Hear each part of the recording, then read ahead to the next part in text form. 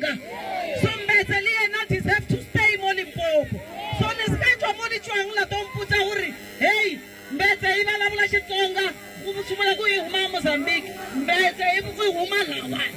So that is why he na hitiken ban Limpopo, it has solved the problem taina. Minga humila mi huma kuko, mi seketa ku mi tatala, mi ku wena imufenda, wena umupedi, wena shimula ku, lokore mufenda huma Zimbabwe, lokore mutoka huma Mozambique. Hina la Limpopo, hita tiranawa akati ko hinkwao, he solved the problem taina. Hands off Limpopo, hands off. Long live Limpopo, long live. Pagama Limpopo, pagama. Pagama Limpopo, pagama. Viva Mzonga Machawani, viva. Viva Rwanda, viva. Viva all South Africans, viva. I'm Sakina Abubaker from South Africa, born in South Africa. My dad is Tamim Abubaker, the late chairperson of the Zanzibars. The first African slaves to come to the Southern Africa was Zanzibars. If people are doing whatever they're doing, let them do. But let them know the history of Africa first. If I was born here, my dad was born here, and then you want to call me Kwere because I'm Sakina Abubaker, pride hurts. Sifika manje tsine sikhulele lana ezalweni ngoba nisibiza amakwere. Kwere leli liyezake ngikhulele kaZulu mina uma ubuthelezi ushenga umnyamani uzala kamacengo uleke komchuni ngizoyenza njani ke mina ngibiza ngekwere ngusakini waBhubheki ngizoyaphi menzothuka amashangana kanti awakephi amashangana amashiya ngane menzoxosha namashangana we need to know what's happening bra oqala ngoba ngixosha abantu anixosha nathi zalole la no it hurts. And another thing, no ID number phela bathi manje nina nizohlukumeza kwathini yini bayakhatha bathina nizohlukumeza thina la ANC whatever fuck all of y'all. In the end of the day we are all Africans. Fuck whatever we are Africans. Sayifana nazo umlando wenu uma wami uthandazile umetropolis futhi ngizalo Abubaker mina baba mne ID kodwa samakhe oqala amakwere oqala la okufika la the first slaves ayithathwa beme bayazi kahle ipolitiki so thini ke thina sizoyaphi ngoba mina ngazi uthe ekhayila kwanini amaZulu ngiqalaphi nomZulu namaXhosa niyaqabana thina sobo bani nini kumanje niyaqhathwa ANC lepathi nina nizosibulala so bani ke thina kwamanje ngoholela amakwere wona la sondla so bathini fuck whatever bra fuck whatever politics, we're Africans.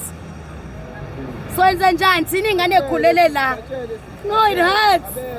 Issue I want to respond to. As I said, Minister Ntshavheni is not going to issue an apology because sitting here as the chair of the IMC, I have listened to her and we can debate, we can argue that this is what needs to be done. And as I said, if Nigerian government does feel that South African minister has done something wrong, the appropriate channel is for that to be done through DECO, through the diplomatic channels, and that shall be responded within those channels. I do not think it's appropriate for the confrontation at this point. Minister Ntshavheni never said all Nigerians are drug dealers in the statement. Never. There's no way she says that. So it can be that the insinuation is that she said Nigerians are drug dealers. She didn't say that. She spoke about drug dens, and my explanation is that if you listen to the marchers, you listen to the South Africans, that's what they have given us as feedback to say, ministers, please go to Hillbrow, go to Sunnyside. We do have this challenge of drug dens that are there. It is South Africans who are saying to us, they are run, some of them are run by Nigerians. And Minister Ntshavheni was explaining the feedback that we have received from South Africans. Not that it is the belief that Nigerians, all Nigerians that are here, are drug dealing. That's not what she said.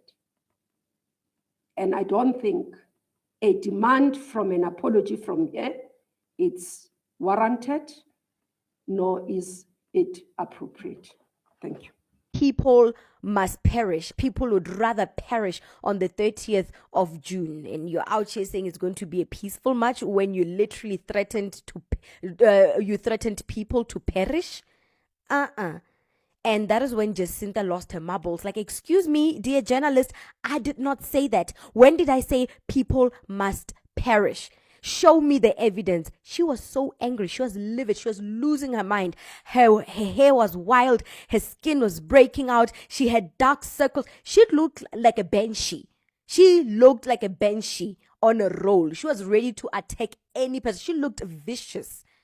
She looked vicious. She didn't look like your daily Jacinta with her Gucci shoes, with her neat hair, with her nails. She looked wild. The pressure must be getting to her. I mean, if you incite violence and threaten the national security of this country, you're bound to feel it somewhere, because the government is watching. And you are feeling the heat because you are under a microscope. Anyway, check out this clip where Jacinta Ngobese Zuma attacks the journalist. You used the word wrongly. You intended to say they must leave, but you said perish, and that could be misunderstood. Yeah, but we have to be civil because this is a media briefing. Can we be civil at least? Because now I'm asking a question and you interject in, and please. Last question, just list all because you've called out political parties that don't support you. So I put my hand up.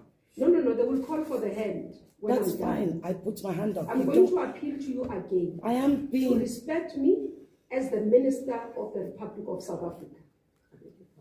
Please. You are here to interact with us. Please, we are appealing to you. So, the chair of the session will call another round of questions where you can take your more questions. We are currently answering. Now, when you disrupt us while we are answering your question, it's not helpful at all.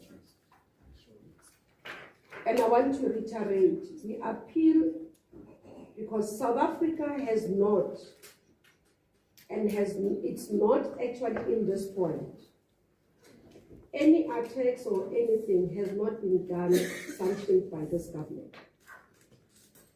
Secondly, is that when anyone has been killed, whether they are South Africans or non-South Africans, the police does investigation. We actually have a very strong justice system where investigations are done, where people are arrested, and therefore people then are prosecuted and do serve sentences. Our judiciary in this country is independent, doesn't get influenced by politicians, doesn't get influenced by those who have power or even money. So you can be rest assured when matters appear before our judiciary, they're evaluated and they're... If a citizen of South Africa overstays, they have been given 2 weeks, they stay 3 weeks. When they get to the immigration desk, they are told, you've overstayed by a week, 7 days. They are told further, it is 10 pula per day, that's the fine. And because you've overstayed by 7 days, your fine is 70 pula. Go to the nearest police station and pay. They write them a note. And they go to the nearest police station, they pay, and they come back with a receipt showing they have paid, and they are allowed to depart. That's what happens in Botswana. In South Africa, if a person overstays, and they overstay when they have gone there to attend to their sick relatives whom they take across the border for medical attention. Some of them are truck drivers, suffer a breakdown. They tend to overstay because they are in the middle of nowhere. And what then happens is they are told when they reach the immigration desk, you have overstayed. You are therefore banished from entering South Africa for the next 12 months. You're not allowed here. Go. And this is what happens. And we want some harmonization so that we enable our people without countenancing breaches of the law. So the other day I went to Addington Hospital, and just as I'm walking in, this guy comes up to me and he's like, "Where's your ID? Show me your ID." So I'm like, okay. I looked at how he's dressed. He is clearly not a security guard, but he's seated next to the security guard. So I'm like, whatever. I took out my ID. I gave it to him. He's looking at my ID. He's looking at my face. He's looking at my ID. He's looking at my face. He's like, "You're colored." I'm like, "Yeah." He's like, "Okay." He gave me back my ID. And I'm like, "You going to tell my father about you." As I'm walking off, he's like in Zulu, "Oh, I'm sorry. I thought you were Somali."